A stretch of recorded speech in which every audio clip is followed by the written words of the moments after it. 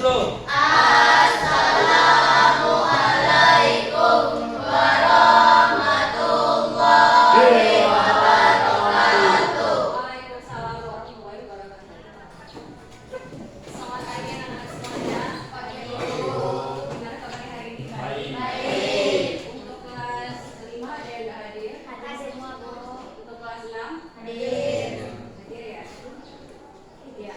Kalian pasti nanya kan kenapa kok kelas kalian digabung? Ya kebetulan kelas 6 juga gurunya nggak masuk. Makanya kelasnya digabungkan ke kelas 5. Ya baik, untuk kelas 5 materi kita pada hari ini kita akan membahas tentang pesawat sederhana. Di mana tujuan pembelajaran kita pada hari ini untuk memahami tujuan atau fungsi dari pesawat sederhana. Dan yang kedua menyebutkan jenis-jenis pesawat sederhana. Dan untuk materi kelas 6 kita akan membahas tentang proses perumusan Pancasila. Baiklah, untuk materi yang kelas 5 dulu yang kita bahas ya, pesawat sederhana. Ada yang tahu itu pesawat sederhana apa? Ya. Jadi pesawat sederhana itu adalah suatu alat yang digunakan untuk mempermudah melakukan suatu usaha atau pekerjaan karena memang pada dasarnya bentuk dan penggunaannya sangat sederhana. Jadi pesawat sederhana itu memiliki 4 jenis. Yang pertama jenis pengukit atau tuas, kemudian jenis bidang miring, yang ketiga katrol, dan yang keempat roda berporos.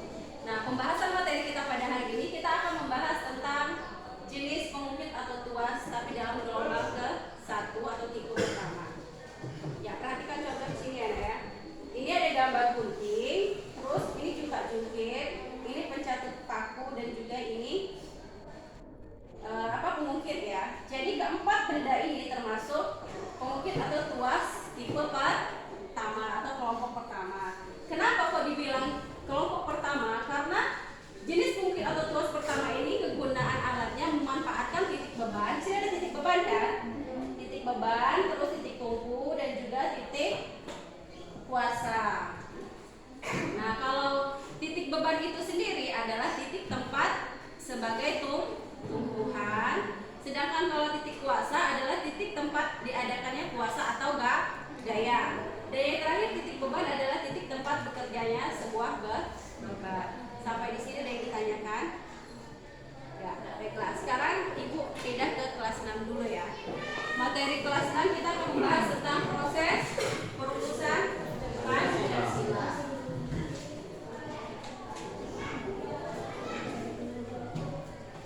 Ya, pada zaman pemerintah militer Jepang di Indonesia pada tanggal 29 April 1945 telah membentuk suatu badan yang sering kita dengar Badan BPUPKI.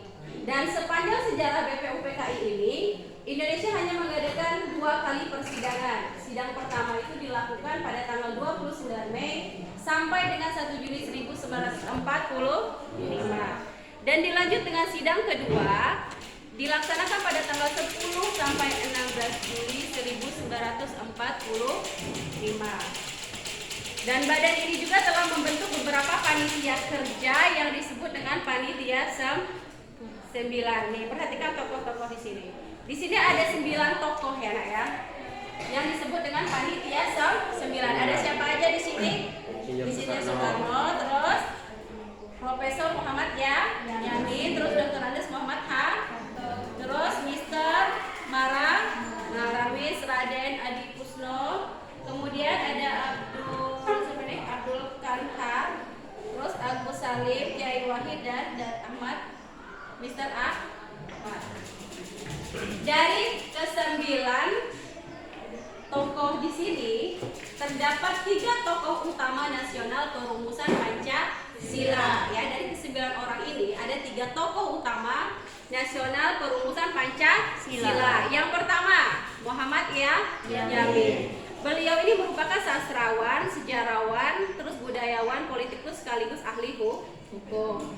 Pada saat berpidato, 5 dasar yang diberikannya yaitu pri kebangsaan, pri kemanusiaan, pri keadilan, pri ketuhanan, pri kerakyatan, dan kesejahteraan rakyat.